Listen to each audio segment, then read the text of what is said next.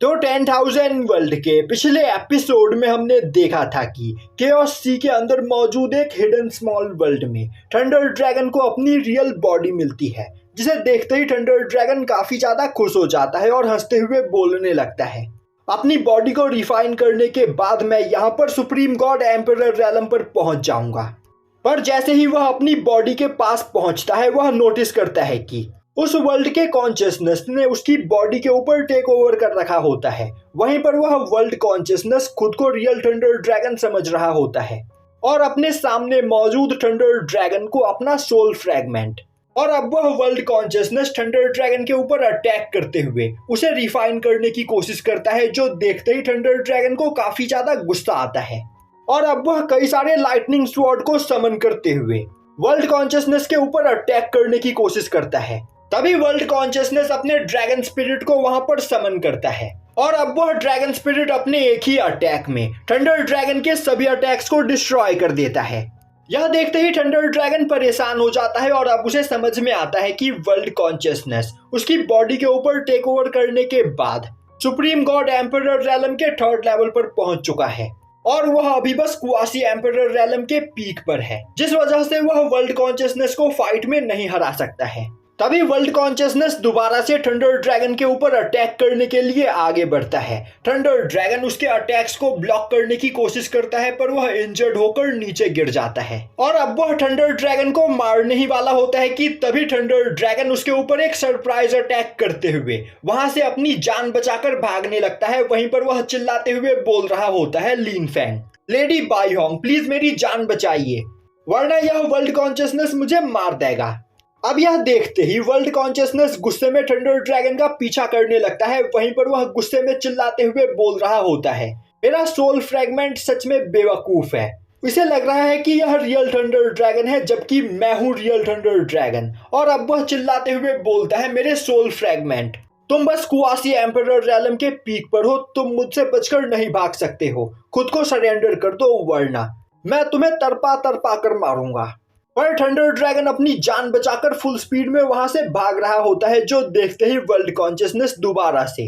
Spiritual chain का use करते हुए उसे बांधने की कोशिश करता है। पर उसी वक्त लीन फैंग थंडर ड्रैगन को जेड बटरफ्लाई के अंदर खींच लेता है। अब अपने सामने जेड बटरफ्लाई को देखते ही वर्ल्ड कॉन्शियसनेस और भी ज्यादा एक्साइटेड हो जाता है, क्योंकि वह खुद को अभी भी रियल थंडर ड्रैगन समझ रहा होता है और अब वह चिल्लाते हुए बोलने लगता है, मेरा कीमती ट्रेजर भी खुद ब खुद ही मुझे ढूंढते हुए यहाँ पर आ गया। और अब वह काफी तेजी से जेड बटरफ्लाई को अपने कंट्रोल में लेने की कोशिश करता है, जो देखते ही लीन फैंग अपने मायरेड स्क्रोल को बाहर निकालते हुए वर्ल्ड कॉन्शियसनेस का रास्ता उस जगह पर ब्लॉक कर देता है। यह देखकर वर्ल्ड कॉन्शियसनेस को काफी ज्यादा गुस्सा आता है और अब वह चिल्लाते हुए बोलता है, बच्चे, तुम यहाँ पर मुझसे मेरा ट्रेजर छीनना चाहते हो, पर क्या तुम्हें सच में लगता है कि तुम मेरा ट्रेजर यूज करने के वर्दी हो? तुम बस एक मामूली से कीड़े हो जिसे मैं अभी तुरंत मसल सकता हूँ। तो चुपचाप से मेरे ट्रेजर को मेरे हवाले कर दो, जिसके बाद मैं तुम्हारी जान बख्श दूंगा।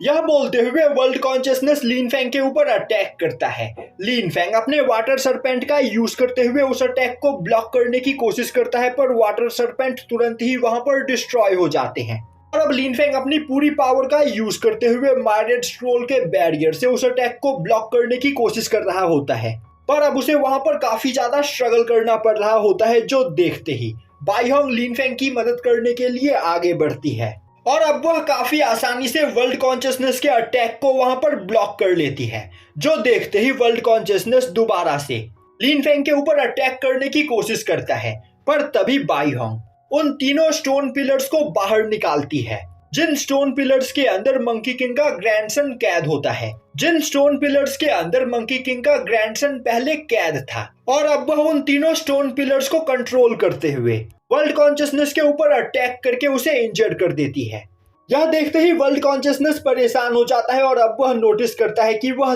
तीनों ही stone pillars supreme god emperor realm के 6th लेवल पर होते हैं। अब इस मौके का फायदा उठाते हुए बाईहोंग लीन फैंग को अपने साथ लेकर जेड बटरफ्लाई के अंदर आ जाती है और अब हमें दिखाया जाता है कि थंडर ड्रैगन जेड बटरफ्लाई के अंदर भी वर्ल्ड कॉन्शियसनेस के स्पिरिचुअल चेन से बंधा हुआ होता है। वहीं पर वह चिल्लाते हुए लीन फैंग से मदद मांग रहा होता है। अब यह देखते ही बायोंग काफी तेजी से अटैक करते हुए उन सभी स्पिरिचुअल चेन्स को काट देती है।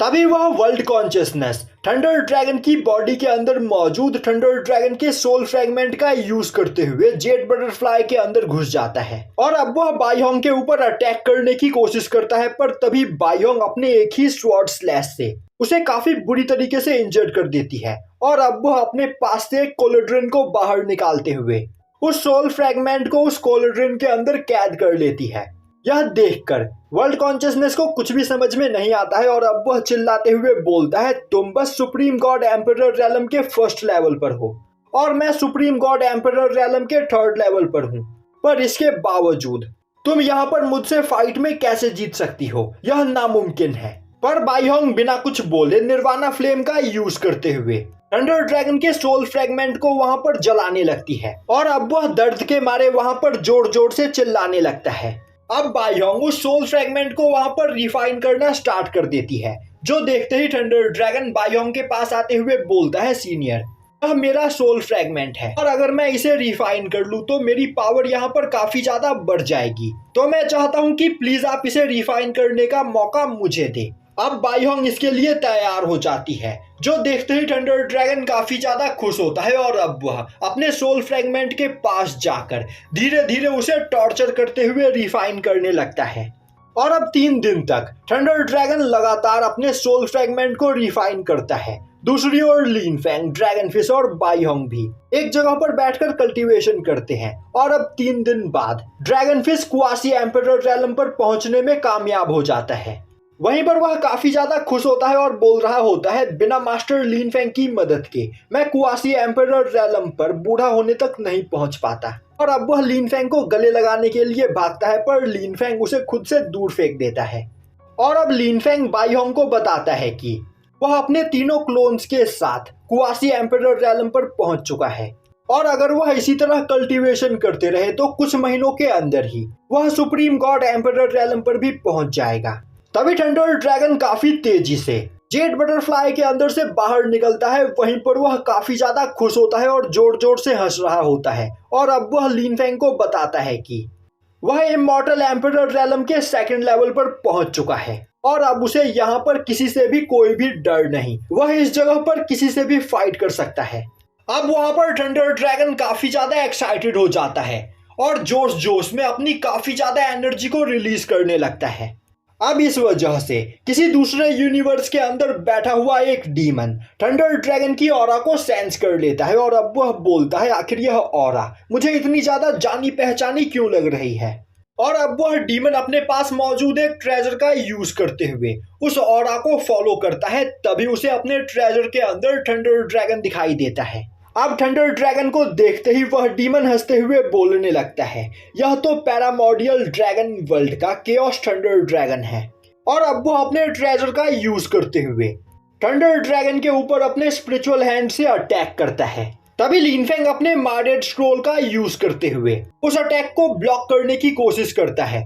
और अब लीन फैंग नोटिस करता है कि इस पर्सन की पावर डार्क ड्रैगन से भी ज्यादा खतरनाक होती है। अब उस पावर को देखते ही थंडर ड्रैगन उस पर्सन को पहचान जाता है और अब वह चिल्लाते हुए बोलता है, यह तो गॉड ऑफ डार्कनेस जेंग्यू सलांग है, अपनी जान बचाकर यहाँ से भागो, यह इमॉर्टल एम्परर रैलम के 9th लेवल पर है। यह सुनते ही लीन फैंग बायोंग को अपने साथ लेकर जेड बटरफ्लाई के अंदर चला जाता है और अब वह एक वॉइड गेट बनाते हुए उस जगह से भागने की कोशिश करता है, पर जेंग्यू सलांग का स्पिरिचुअल हैंड वॉइड गेट के अंदर भी जेड बटरफ्लाई का पीछा छोड़ने के लिए तैयार नहीं होता है और अब वह एक स्पिरिचुअल ट्रैप बनाते हुए जेड बटरफ्लाई को एक जगह पर कैद कर देता है, जो देखते ही ड्रैगन फिश काफी ज्यादा डर जाता है और बोलता है, मास्टर जल्दी से ओल्ड मास्टर को यहाँ पर बुलाइए, वरना यह पर्सन हमें जान से मार देगा।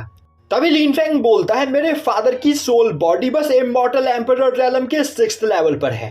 तो वह अपनी सोल बॉडी का यूज करते हुए इस डीमन से फाइट में नहीं जीत सकते हैं। इस डीमन को फाइट में हराने के लिए मेरे फादर को अपनी रियल बॉडी के साथ इस जगह पर आना होगा। यह देखते ही ड्रैगन फिश और भी ज्यादा परेशान हो जाता है। तभी बायोंग अपने आइस स्वॉर्ड का यूज करते हुए जेंग्यू सलांग के ट्रैप को डिस्ट्रॉय करने की कोशिश करती है, पर बायोंग का अटैक भी उस जगह पर फेल हो जाता है। यह देखते ही ड्रैगन फिश काफी ज्यादा डर जाता है और अब वह लीन फैंग के पैरों को पकड़कर रोते हुए बोलने लगता है, मास्टर जल्दी यहाँ पर कुछ कीजिए वरना आज हम सभी लोगों का मरना तय है। अब ड्रैगन फिश की बकवास को सुनकर लीन फैंग उस जगह पर काफी ज्यादा इरिटेट हो जाता है और अब वह लात मारते हुए ड्रैगन फिश को खुद से दूर फेंक देता है और बोलता है, अपना मुंह बंद रखो और मुझे यहाँ पर गुस्सा दिलाना बंद करो। तभी जेंग यू सलांग जेड बटरफ्लाई को अपने स्पिरिचुअल हैंड का यूज करते हुए पकड़ लेता है और हंसते हुए बोलता है, जेड बटरफ्लाई की पावर अब तक यहाँ पर रिकवर नहीं हुई है,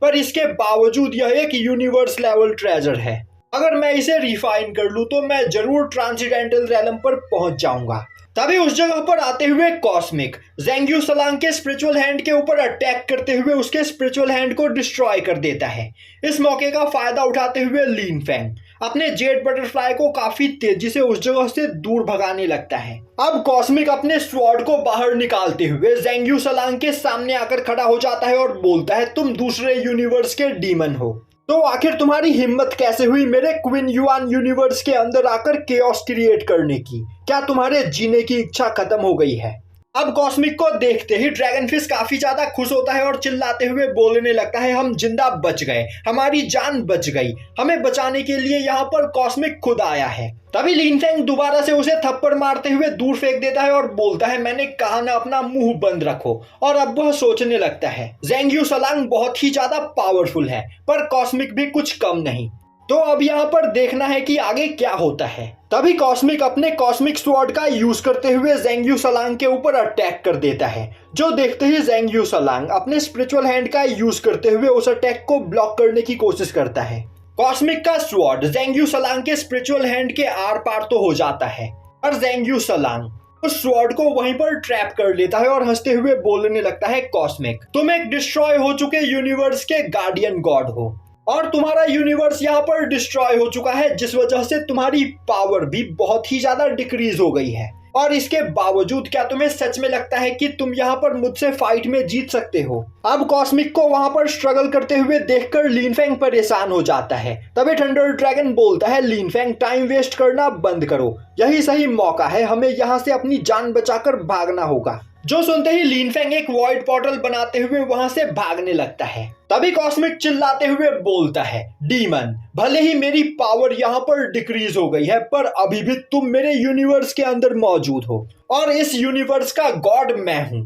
तो मेरे ही यूनिवर्स में तुम इतनी आसानी से मुझसे फाइट में नहीं जीत सकते हो। यह बोलते हुए कॉस्मिक अपनी पावर को बढ़ाते हुए जेंग यू सलांग के स्पिरिचुअल हैंड को डिस्ट्रॉय कर देता है। अब इससे जेंग यू सलांग का असली हाथ भी इंजर्ड हो जाता है और अब वह सोचने लगता है, मैंने यहाँ पर कॉस्मिक को अंडर एस्टिमेट करके गलती कर दी, मैं अपनी क्लोन बॉडी का यूज करते हुए कॉस्मिक से फाइट में नहीं जीत सकता हूँ। यह बोलते हुए वह अपने ट्रेजर का यूज करते हुए अपनी रियल बॉडी के साथ कॉस्मिक के सामने आ जाता है।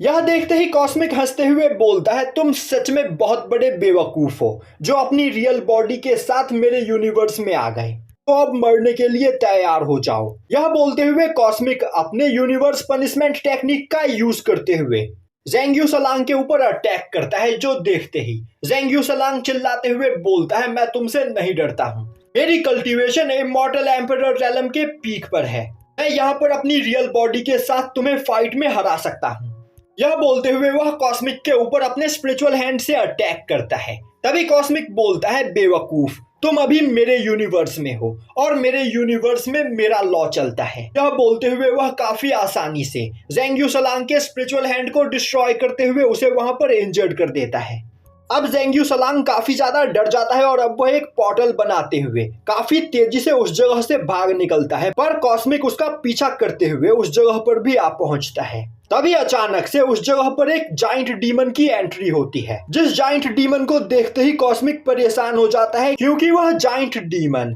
Half step of transcendental realm पर होता है। तभी जेंग यू सलांग हंसते हुए बोलता है, बेवकूफ कॉस्मिक तुम मेरा पीछा करते हुए अपने यूनिवर्स से अब बाहर आ चुके हो और यहाँ पर मेरे साथ मेरे बड़े भाई कुई है, जिनकी cultivation half step of transcendental realm की है, तो क्या तुम्हें सच में लगता है कि तुम हम दोनों को यहाँ पर एक साथ फाइट में हरा सकते हो? यह सुनते ही कॉस्मिक परेशान हो जाता है और यहीं पर यह एपिसोड खत्म हो जाता है।